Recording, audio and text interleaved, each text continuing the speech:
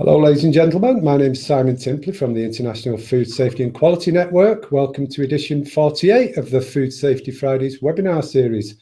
Okay, hands up who's read FSMA, the mighty tome. I've not, I've got to be honest, I've not even looked at it, but we've got a man here today who has read through it and he's disseminated it.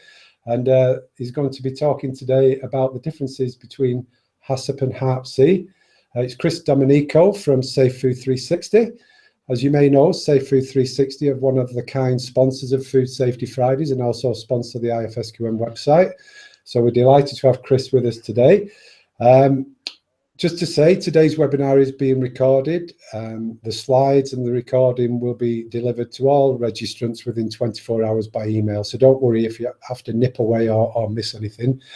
Today's presentation, Chris, is like I say, is going to try and tell you some of the key differences between HACCP and HARPC and present sort of a step-by-step of making the transition. As I said, Safe Food 360 sponsor these webinars along with Trace Analytics, Metal of Toledo and FSSC 22000. Help you get some free education each week and get a free certificate of attendance, which is very nice. Okay, so at this point, welcome Chris, nice to have you with us. Thank you. It's great to be here, and certainly welcome everybody to this webinar today. Yeah, and your backdrop is looking absolutely magnificent. Safe Food 360 brings it all together. It looks great. You're putting me to shame today.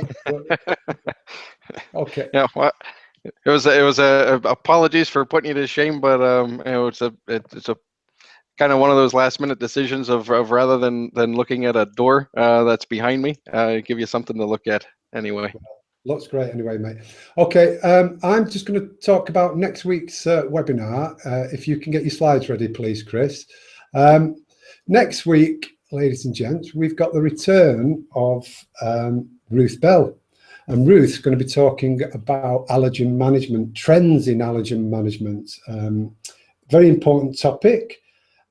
Ruth's going to be telling us some of the latest innovations related to allergen detection methods, and also the need for a robust allergen management system. So she can give some tips on that as well. Ruth's been with us several times on Food Safety Fridays, and she's a great speaker. So please do click register now in the sidebar, subscribe for that. If you don't do that today, you can catch up on our email that we'll send later. Okay, today we have got some polls that we'd like you to join in with. I'll help Chris to run those, and for now I'll hand you over to Chris. Okay. All right, thank you again, Simon, and I want to say hello to everybody, and once again welcome to today's webinar. And the title of it is HARPC, What You Need to Know. And just the title that can sound a little bit misleading because it almost sounds like I'm going to have some advice to give you. So that all you need to do is a few pen strokes to be able to make a more robust HARPC plan. However, that's actually not the case. I couldn't be further from reality. The fact of the matter is that the Food Safety Modernization Act is a massive piece of legislation. The food safety experts here at Safe Food 360 have worked tirelessly over the last several weeks and months and even years, really dissecting this legislation and trying to distill it down in order to make it understandable for the food manufacturers. And the truth of the matter is once you do take away the legalese and some of that technical jargon, FSMA is really a fantastic piece of legislation at its core. And the goal of today's presentation then, again, is really to impart some of that distilled information down onto you. Just kind of in terms of food safety legislation itself, most of it it just tends to be general in its premises, and but this might seem like a good idea, but unfortunately, that leads it opens the door to interpretation by the auditors and the inspectors. However, FSMA does a really great job of simplifying that and then really just laying it all out there in terms of exactly what you need to do and how you need to go about doing it. The FSMA regulations, literally, they've shifted the compliance burden. Like in the past, the compliance burden was largely driven by the retail technical standards, and that was then followed by the GFSI standards and legislation. But really, FSMA turned that, flipped it up on its head, because now FSMA is at the top, and FSMA truly represents the highest standards for food safety control, surpassing that of the GFSI and the technical retail technical standards. So before we get into the webinar itself, if you just give me a minute and briefly let me introduce myself. Again, my name is Chris Domenico. I'm the North American Territory Manager for Safe Food 360. I've been in food safety for around 20 years now, worked in various food safety positions with companies like Heinz, Seneca Foods, and then more recently I worked for a company in rural Pennsylvania called Fermano Foods, and they're a vegetable canning and growing company. But for Safe Food 360, you might be familiar with our company logo. As Simon had mentioned, we do work closely with IFSQN, and we're a regular sponsor of this webinar series. But some of you may not know exactly what Safe Food 360 is. Well, a majority of you may actually be using Safe Food 360. But just a quick synopsis, Safe Food 360 is a food safety management software company. We provide enterprise level food safety software. And the software was built from the ground up by food safety experts. And today our company is made up of those food safety experts from the top on down. We were, in the past, we were food safety managers, we were consultants, technologists, and educators.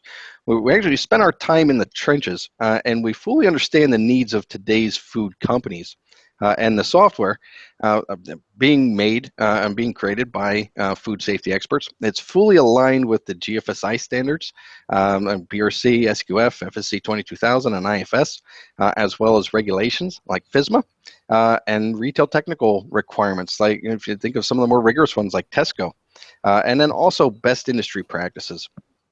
So not only do we provide the enterprise class software, but our team of experts provides professional services to configure your software and convert your programs into the software, guaranteeing you a successful business outcome. So I certainly invite you, you might see have seen our ads in IFSQN. I certainly invite you to go ahead and click on one of those ads and come check out our solution, because we have what you need. And I also would like to give a quick plug to our most recent blog that was written by our CEO, George Hallett. And the title of that blog is The Difference Between HACCP and HARPC, A Case of the Emperor's New Clothes. And in that blog, George really takes some time, spend some time again dissecting it, and really stating, is HACCP really different than HARPC, or is HARPC really different than HACCP, or are they actually the same, just under a different acronym? So, and again, I invite you to go ahead and take a look at that blog.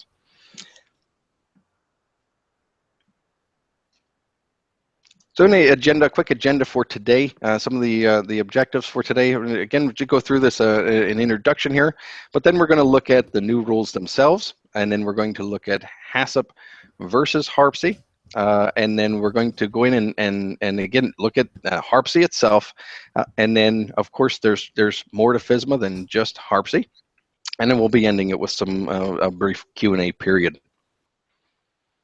So what are the new rules?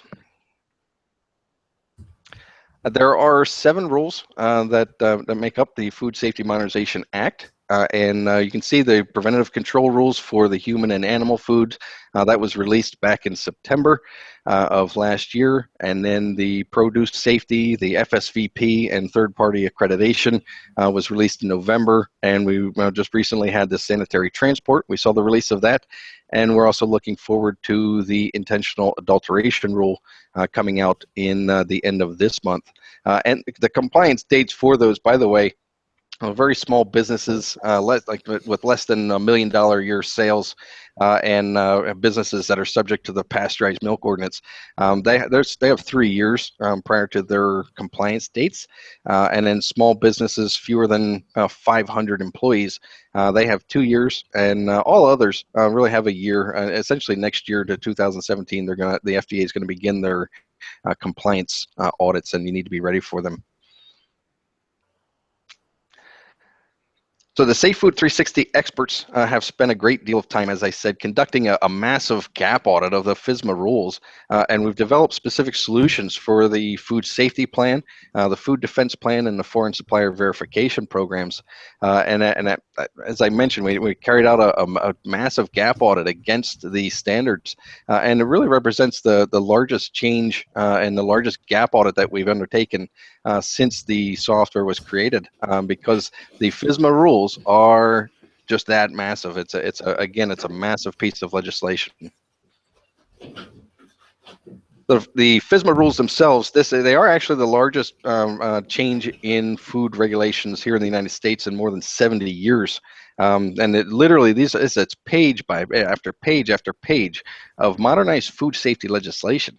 And as I mentioned, the team has taken the time to dissect these rules, and I can assure you, these are rules. It's not something that you're going to be able to take home and do some light reading over the weekend and understand them. The way they're written and the circular logic that's in them, it really requires you to read them and oftentimes read them several times in order to understand exactly what's in them. And as I said, we've taken that time to go ahead and dissect them. So real quickly, in the beginning here, just to I guess to get it out of the way real quickly, there is no easy silver bullet. There's no magical formula that I can give you, or that we're going to be able to impart to you, to say, here, this is what you need to do in order to quickly get your HACCP plan converted over into HARPC. It's not quite that simple. The compliance with the preventive controls rules, it just simply requires companies need to roll up their sleeves and dive into the FSMA. It requires significant time and internal resources, and this is far-reaching legislation, and literally covers all food manufacturers and suppliers and distributors from the farmers market on up to the big box retailers. In general, essentially, if your facility has to register with the FDA under Section 415 of the FD&C Act, you need to comply, and this applies to both domestic and imported foods.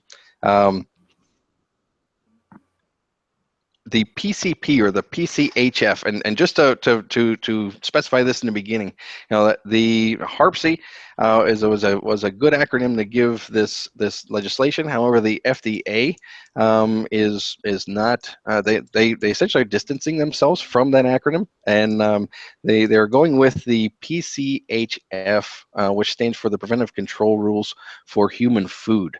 And the intention of this is just to modernize the long-standing current good manufacturing practice requirements.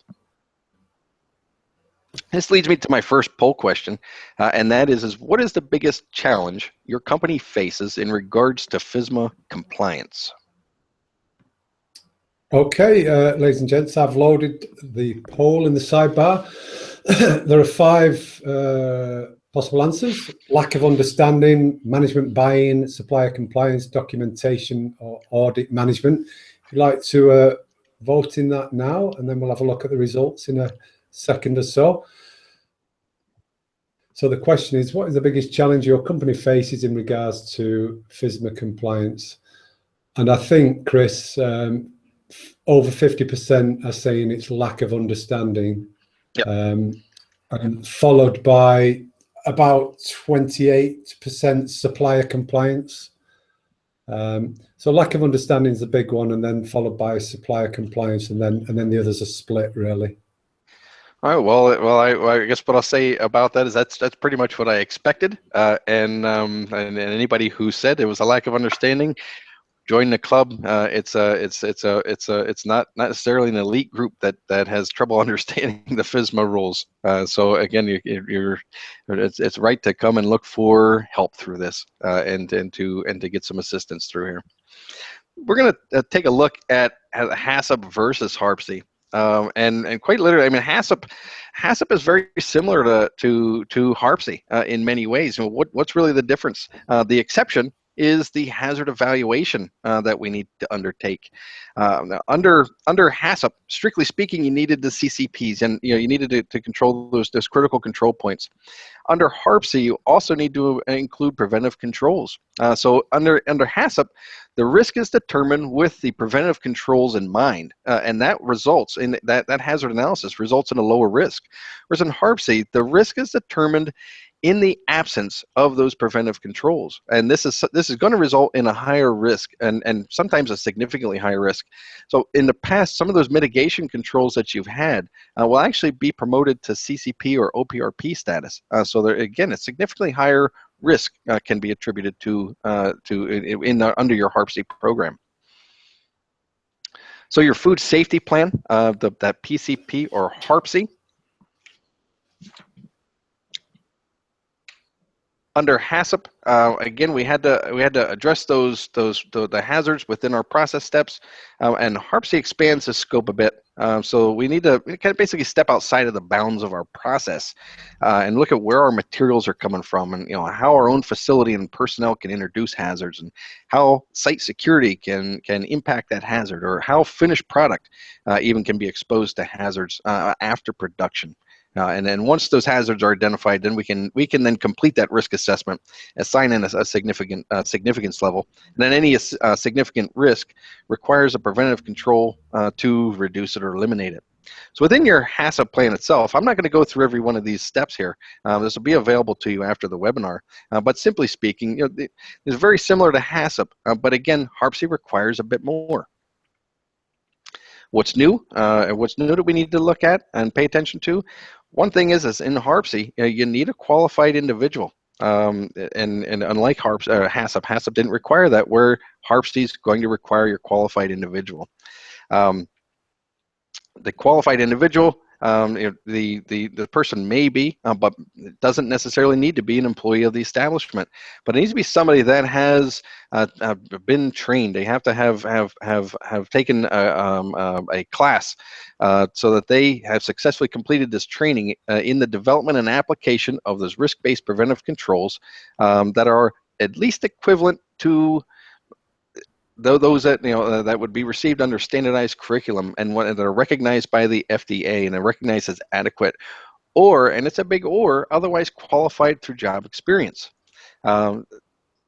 This qualified individual is responsible for several things, and that qualified individual must do or oversee the preparation of the food safety plan, validation of the preventive controls, and a review of the records, and then also they're required to oversee or do the reanalysis of the food safety plan.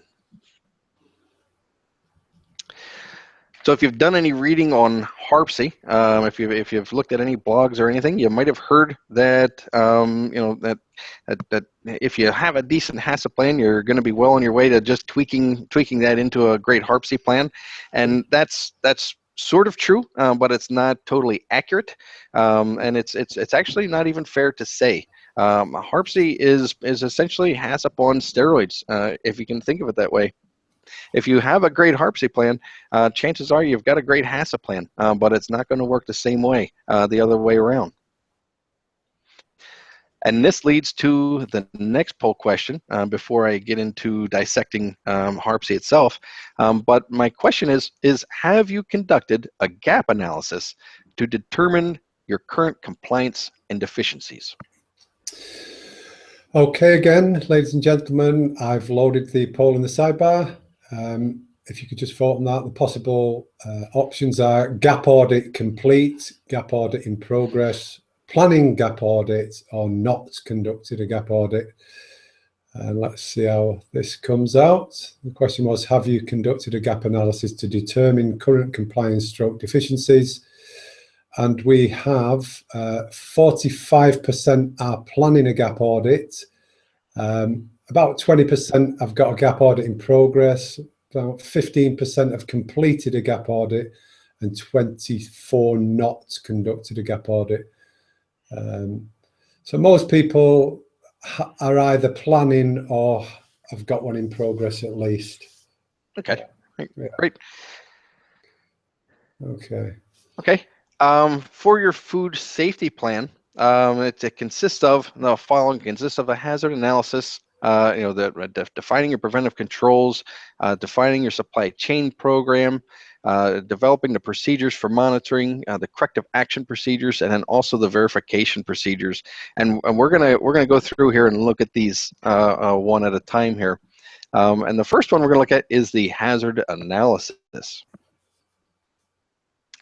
The hazard identification must consider reasonably foreseeable biological, chemical, and physical hazards. The hazard evaluation must consider the severity of the illness and injury and the probability of occurrence, again, in the absence of preventive controls, much different than the approach that we took under HACCP.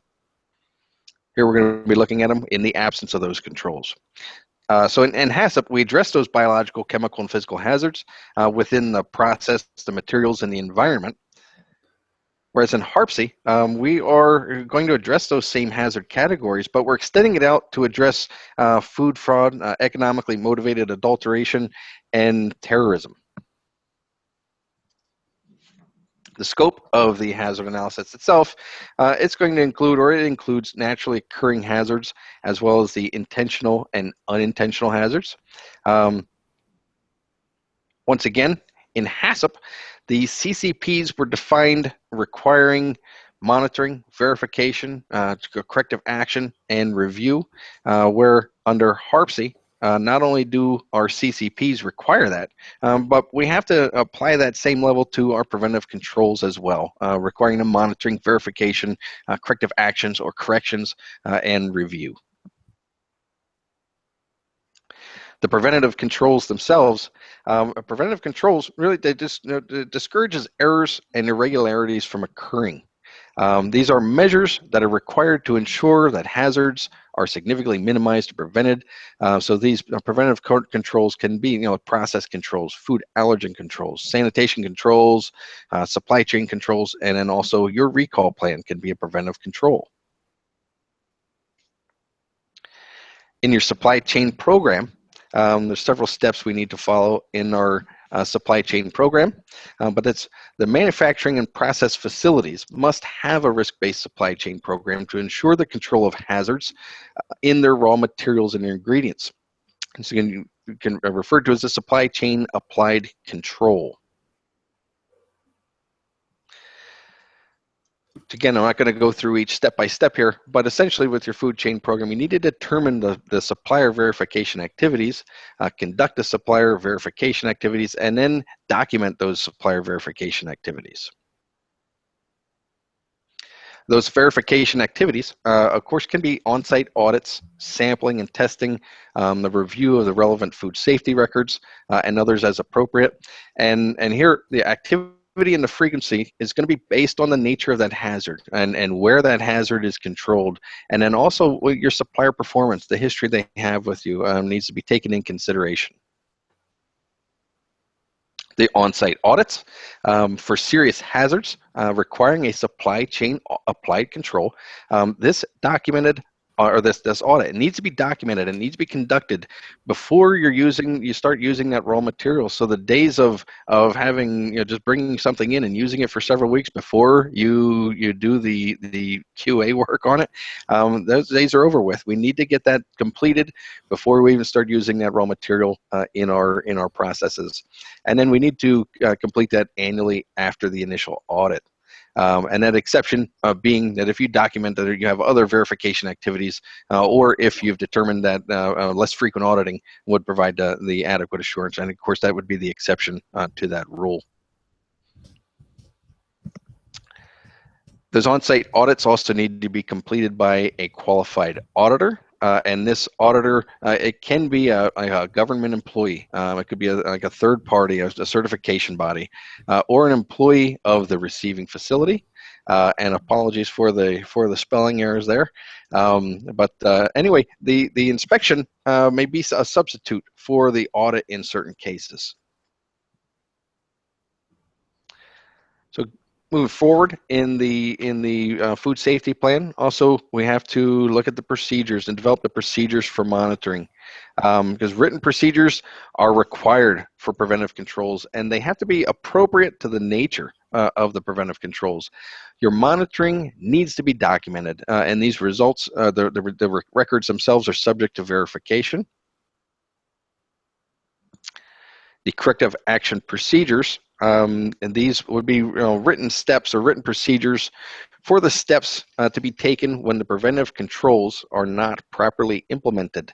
And so you need to identify and correct the problem. We need to reduce the likelihood of occurrence, evaluate the food for safety, and then more importantly, you need to prevent the adulterated food from entering into commerce.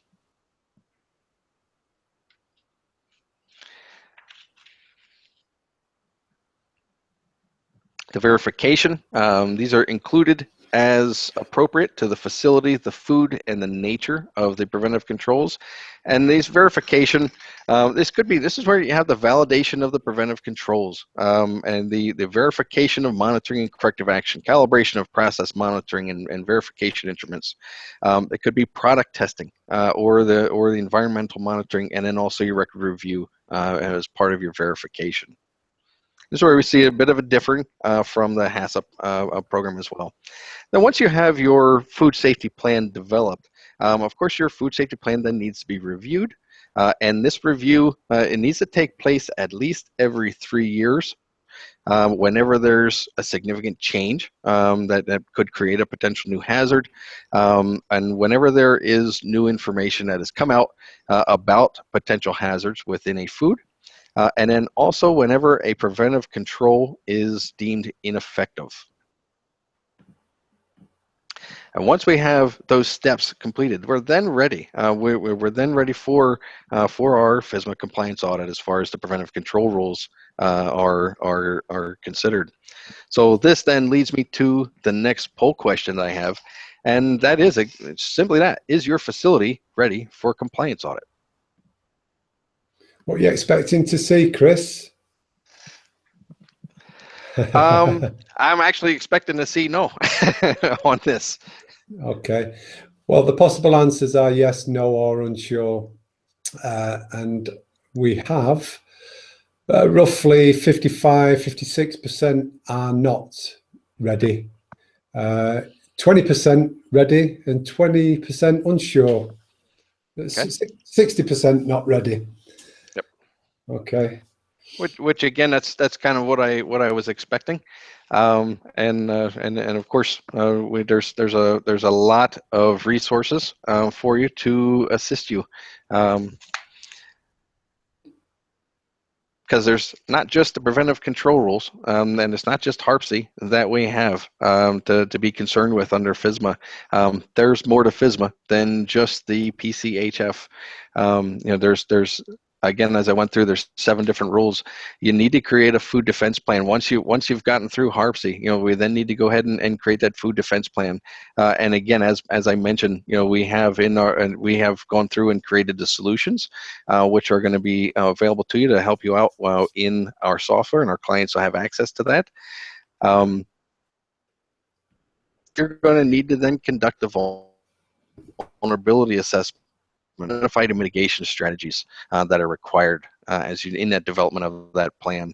And again, we have those already built into the software, and those are it can be made available to our clients, where we have those predetermined audits, so that you can conduct that audit on site to be able to come out with a score and a result and a rating for your how well you're matching up with the food defense plan itself.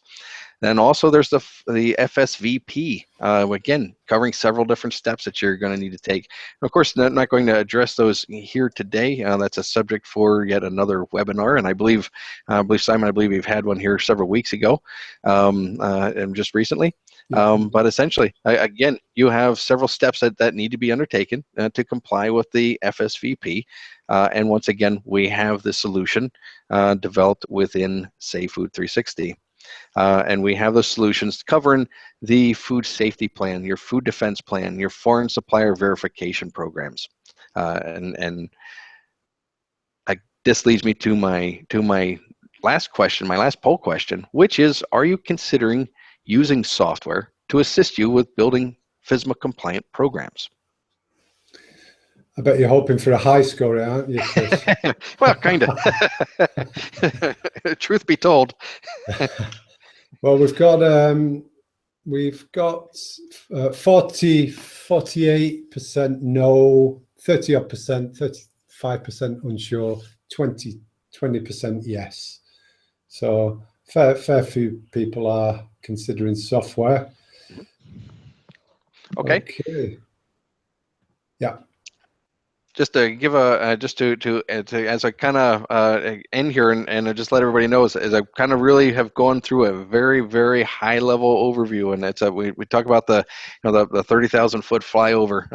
It's a kind of a commonly used term, and that's exactly what I gave you here today.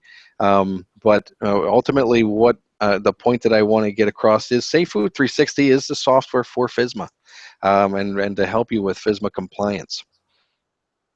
Safe Food 360 brings it all together. Aside from just the FSMA compliance aspect of it, as I mentioned before, Safe Food 360, the software is fully aligned with the GFSI schemes and retail technical standards, and really just brings everything together. So you have the ability to have your HACCP and your HARPC plans. You can build them within the software, and then all of your management controls, like your complaints and corrective actions and auditing, and then your prerequisite control programs.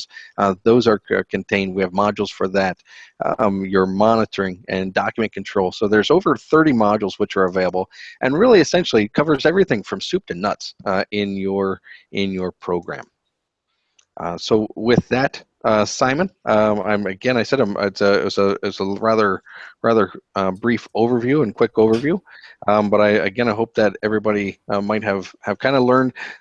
We dissected it. We brought it down. We distilled it down in these bite-sized chunks, and certainly hope to have imparted some of that to everybody today. And I guess we'll again turn it over to you. And I'm assuming there are plenty of questions. Yeah. Okay. Thanks very much for that, Chris. If you can stop sharing your screen, I have highlighted a few questions. Audience, if you want to type your questions in, like Chris said, it's a 1 hour webinar, a 30-minute presentation. It's not going to give you all the answers, but it does give you a high level primer. And we have got time now for some Q&A.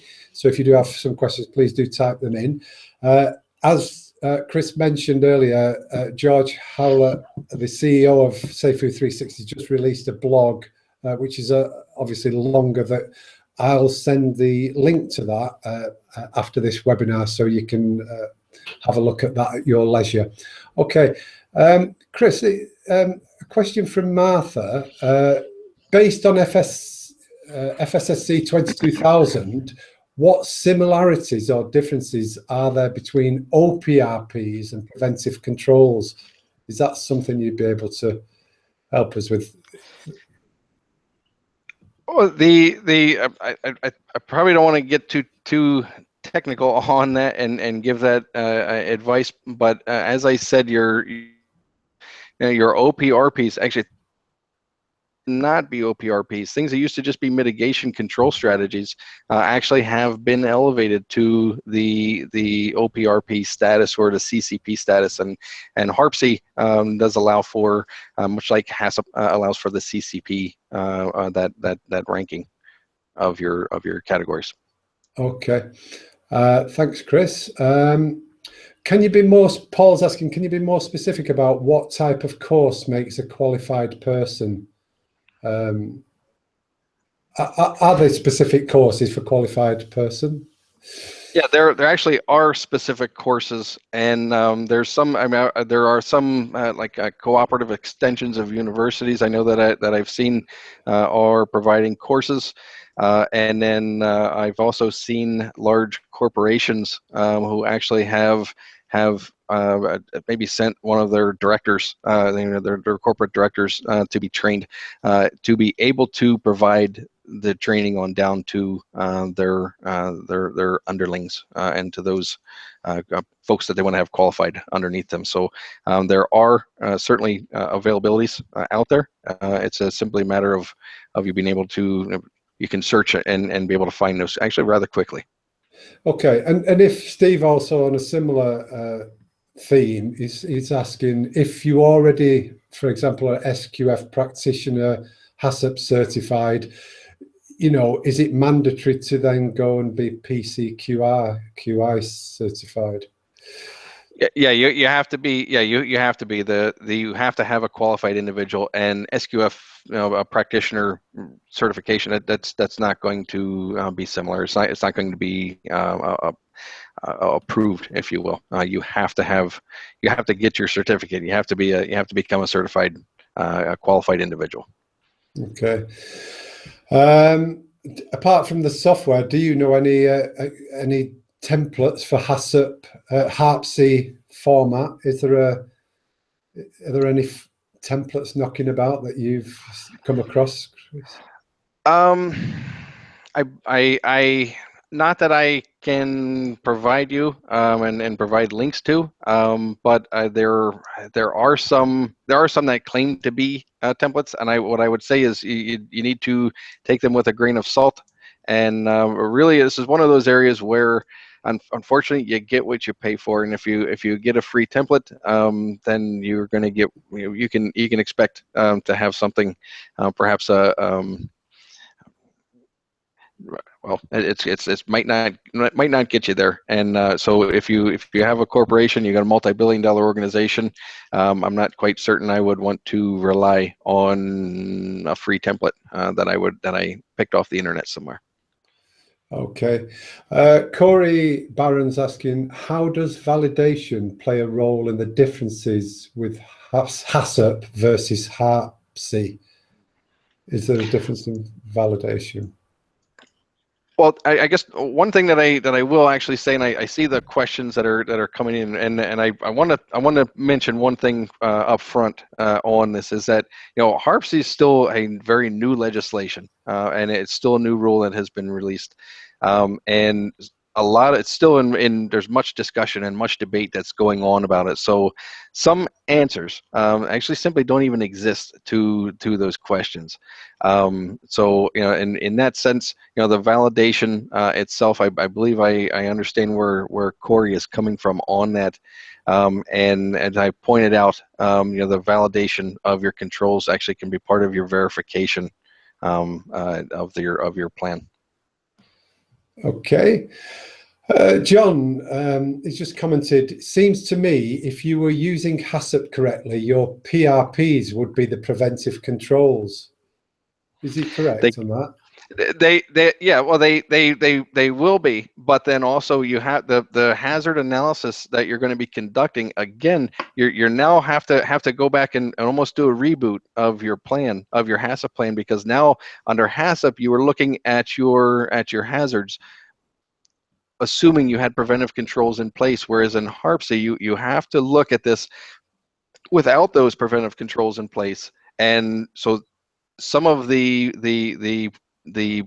controls that you had before, they're actually elevated, and they're going to be much more significant. So it's not enough to just say my HACCP plan, here's my CCPs, change the name, this is my HARPC plan. It's not that simple. You need to go back and do the reanalysis of your hazard analysis, again assuming no preventative controls are in place.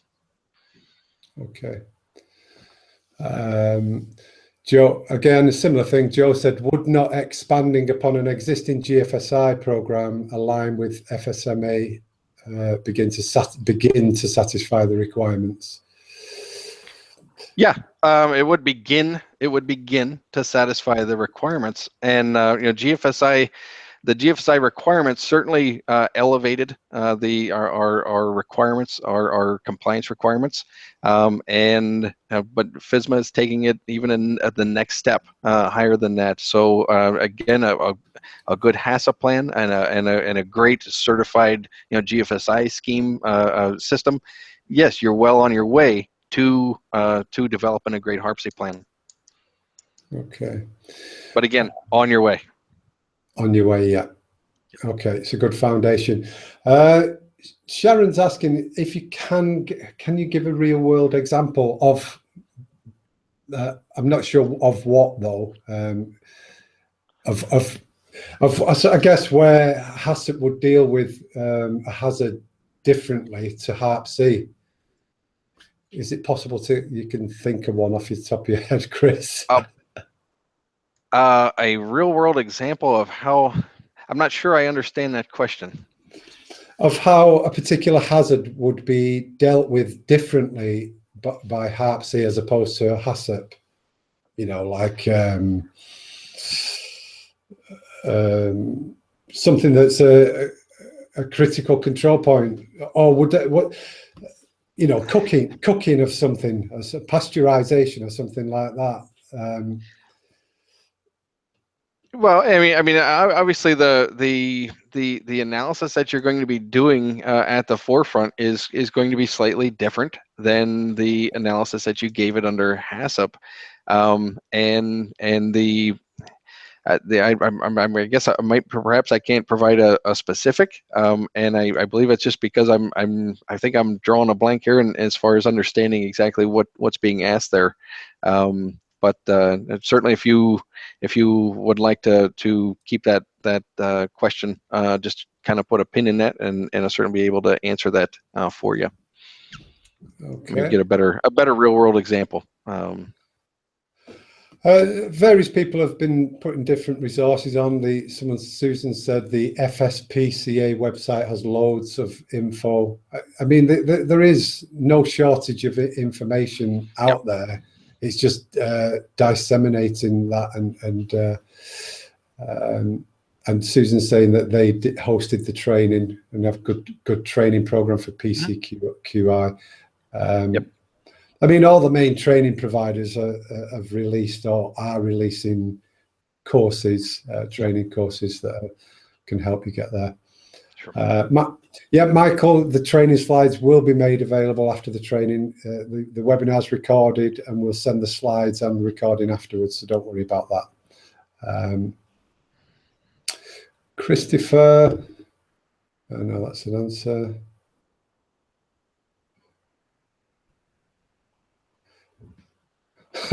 Jean said during an FDA inspection last year, I asked the inspector if they were going to roll out a summary for us to go by, and she said she hoped so because she was as confused as we are. and I think the lack of guidance from the FDA up to this point, I think is a good indication that even they are still trying to figure out what they wrote. Yeah. Okay. Marlene saying, under GFSI, the quality and food safety programs need to be validated annually. Now, on one of your slides, Chris, it said that HARPC needs to be reviewed at least once every 3 years.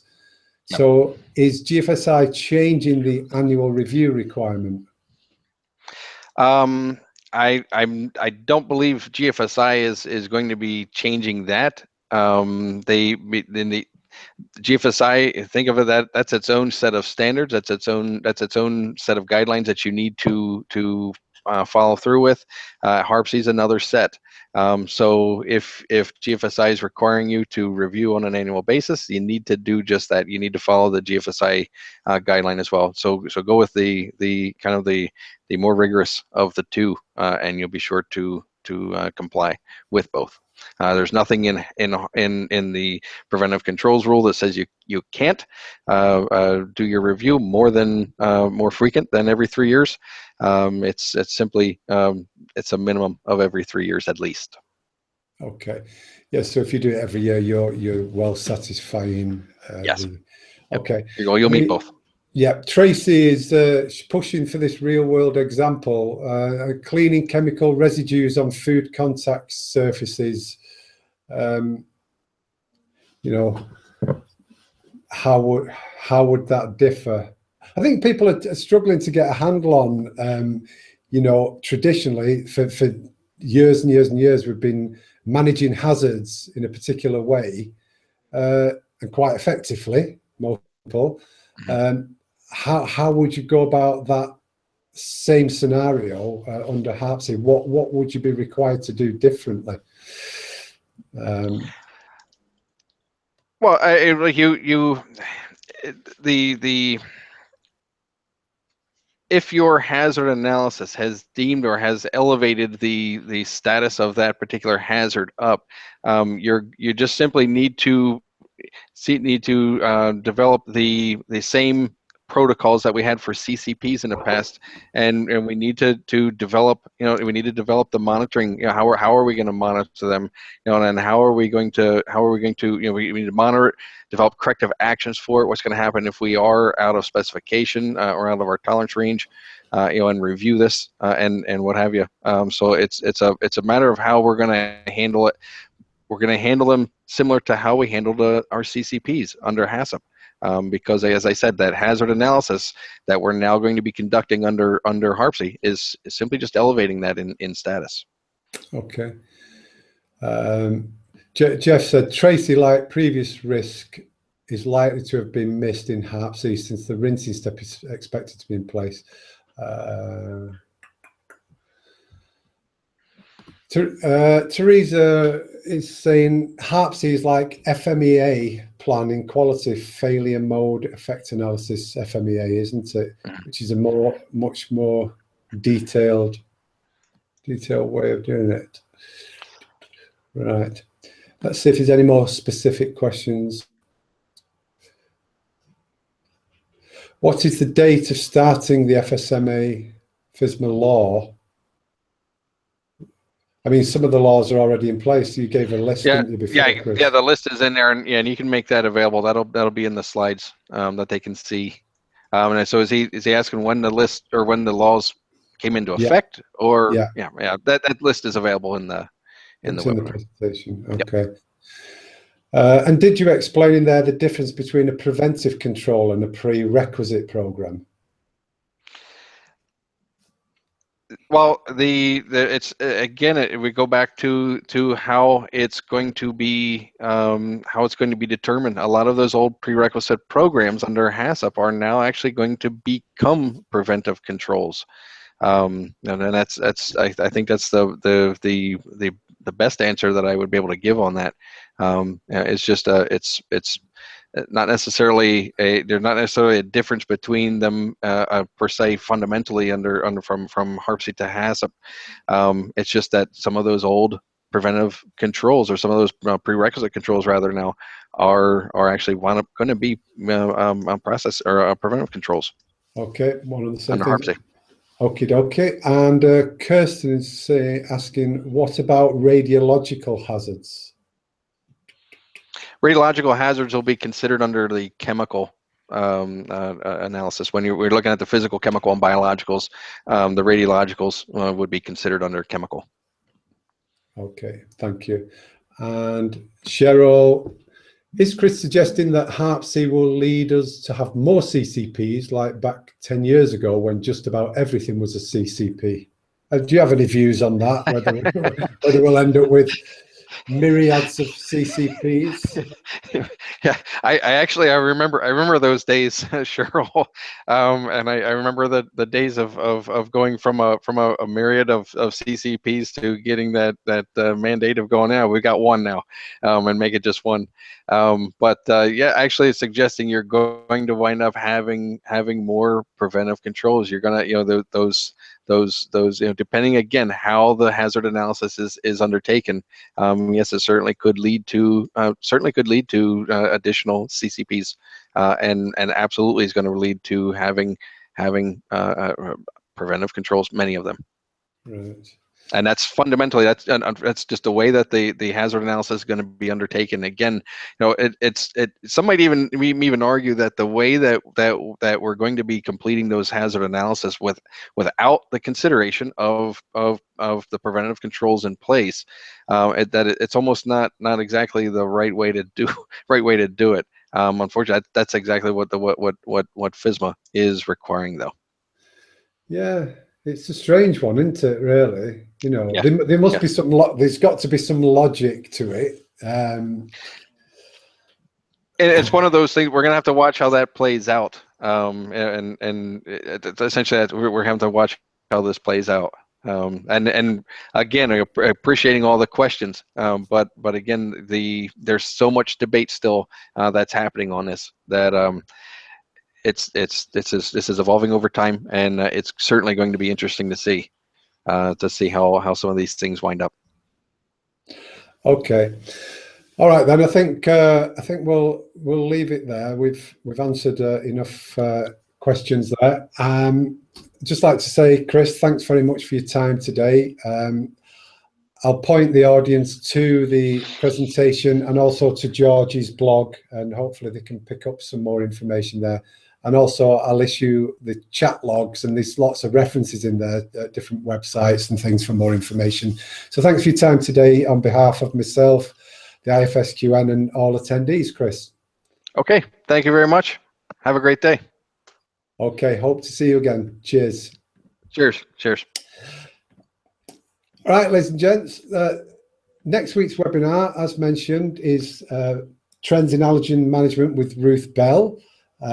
She'll be giving us some latest innovations in detection methods and tips on how we can have a robust allergen management system. So hopefully you'll join us for that next week. I've loaded your certificate in the sidebar.